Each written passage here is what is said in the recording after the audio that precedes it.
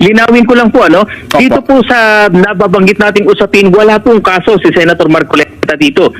Inamin po niyang may tinanggap po siyang mga contributions, ngunit hindi niya po ito dineclare sa kadahilanan po na sabi niya ay hindi po pumayag yung mga contributor. So ito po yung nagbunsod sa COMELEC para po siya i-issue na show cause order sometime in November, na-schedule ng hearing sana ng December, nauwi po ng January. So ang kinalabasan, ayon po kasi sa Section 109 ng Omnibus Election Code, obligado ang lahat ng kandidato na ideklara ang lahat ng kanilang contribution na tinanggap, pati na rin ang gasto sa isang statement of contributions and expenditure. Dapat yung pagkakadeklara po ay totoo, buong pangalan, sirkumstansya, petsa, magkano at iba pa.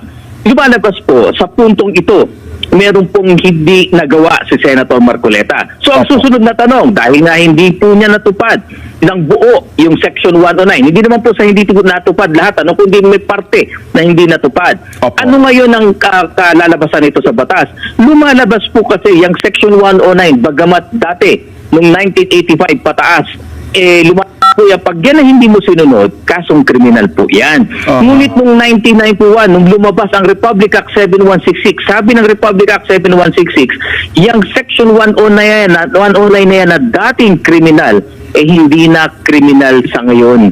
Ayun, so sa part ni Senador Marcoleta, wala pong election offense na nagawa siya?